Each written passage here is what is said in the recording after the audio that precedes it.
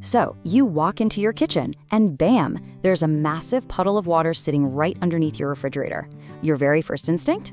You probably want to panic, grab your phone, and immediately call an appliance repair tech. But wait, put the phone down. Today, I'm going to be your expert friend, walking you through this explainer to show you exactly how to solve this yourself. We're going to dry up that floor and, more importantly, keep your hard-earned money right where it belongs. All right, let's dive into this. Look, if you call a professional today, you're looking at a minimum of $150 just for them to walk through your front door. That's just the basic door fee, right? That's before they even pick up a wrench or diagnose a single thing.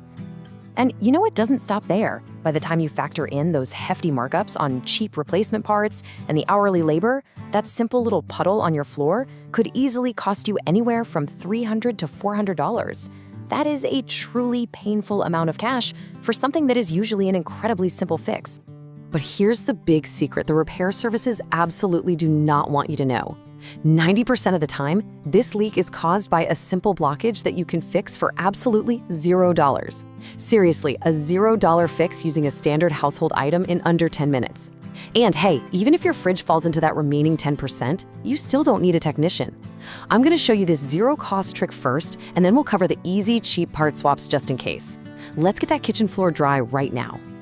Section 1, Safety First and the DIY Toolkit. Okay, because we're dealing with both water and electricity today, rule number 1 is completely non-negotiable. Step 1, pull your refrigerator out from the wall and completely unplug the power cord. Definitely do not skip this. Step 2, if your fridge has an ice maker or a water dispenser, locate the water shutoff valve. It's usually right behind the fridge or under your kitchen sink, and turn it off right now. Safety comes first, always. All right, let's take a look at our DIY toolkit for today. We've got a standard plastic zip tie, and trust me, this is our absolute secret weapon. You'll also need a spoon or a butter knife, a pitcher of warm tap water, and a basic Phillips screwdriver. Finally, make sure to slip on a pair of work gloves just to protect your hands from any cold metal or sharp edges. Got your gear? Awesome. Let's jump straight into the number 1 cause of refrigerator leaks. Section 2, cause number 1, the choked up defrost drain. So we're actually starting inside the freezer because 9 out of 10 times, a leaking fridge originates right here. The crucial point is understanding how this system actually works. Right behind the back panel of your freezer sits your refrigerator's cooling radiator, known as the evaporator coils. Because these coils get freezing cold, they naturally frost up. To stop them from turning into one giant solid block of ice, your fridge runs an automatic heater once a day just to melt that frost. That melted frost is supposed to flow down a tiny drain hole at the bottom of the wall, travel down a tube to the back of the fridge, and just evaporate safely.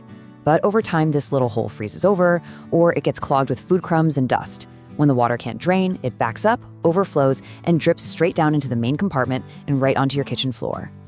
To fix this, you're going to grab your screwdriver and remove the few screws holding that protective back panel in place. Gently pull the panel out, and watch your wiring here. If there's a fan connected, just unplug the wire harness carefully. Now, look right down at the bottom center. See that hole? If it's covered in a solid sheet of ice, you need to keep this absolutely crucial warning in mind. Do not take a sharp knife or an ice pick to it. If you accidentally puncture those aluminum cooling coils behind the ice, your fridge is permanently dead. No joke. Instead of stabbing at it, here's exactly what you do. Step 1, take your simple spoon or butter knife and gently scrape the surface ice away. Step 2, grab your pitcher of warm tap water and make sure it is warm, absolutely not boiling, and pour a small amount directly into the drain area to melt the hidden ice bridge inside. Finally, step 3, let's bring in our secret weapon, the plastic zip tie. Insert the pointed tail end directly into that drain hole and push it down while moving it in gentle little circles. A zip tie is honestly the absolute best DIY tool for this, because it's rigid enough to break through years of nasty gunk, but totally flexible so it won't crack or damage the plastic drain tube. You'll literally feel it push right through the clog.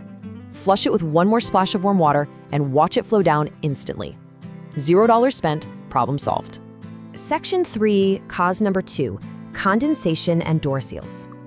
Okay, so what if your drain hole was completely clear, but you're still getting water pooling inside? Well, that means you've got a condensation leak, which is another $0 fix you can knock out in 5 minutes. Look closely at the rubber door seal. This is your gasket. Notice the dramatic difference between a bad seal and a good one here? If your seal is dirty, warped, or just not sealing tightly, warm kitchen air is constantly sneaking inside. When that warm air hits the freezing interior, it creates massive condensation that drips down into your drawers and eventually all over the floor. To fix this, step 1 is simple. Clean the entire rubber seal with warm, soapy water.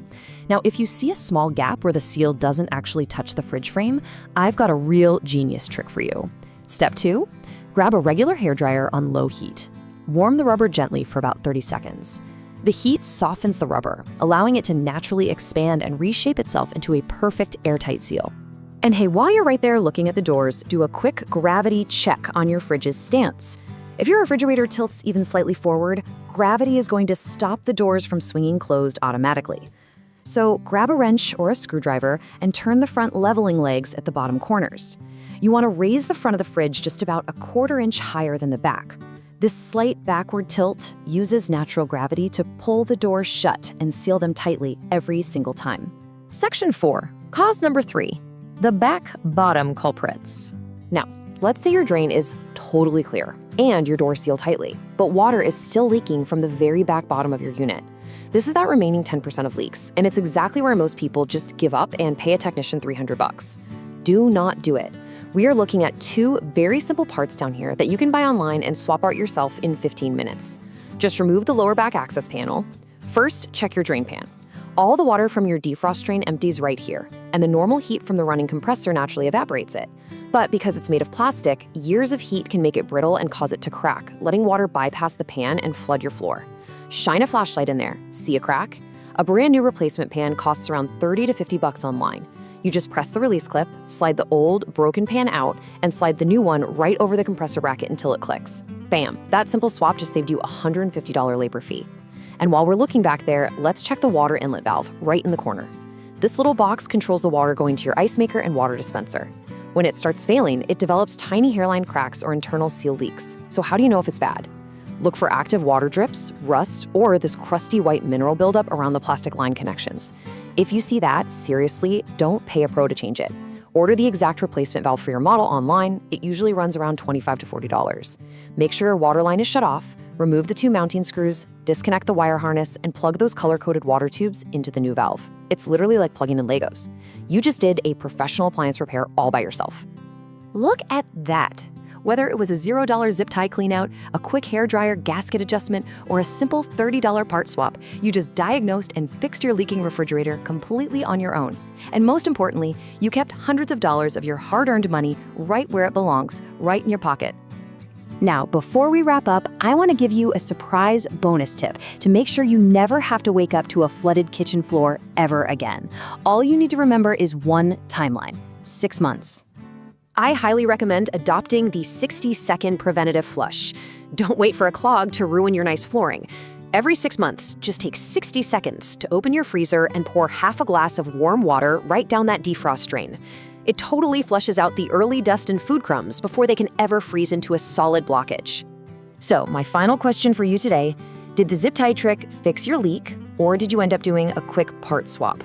Drop a comment below and tell me your fridge brand and which fix worked for you. It genuinely helps out thousands of other DIYers who are trying to figure this out. But it leaves you with a much bigger question to ponder. If a simple plastic zip tie can save you $400 on a refrigerator, what other household appliances are secretly draining your wallet over a 5-minute fix? Hit subscribe to find out, stay safe, and I'll see you on the next explainer.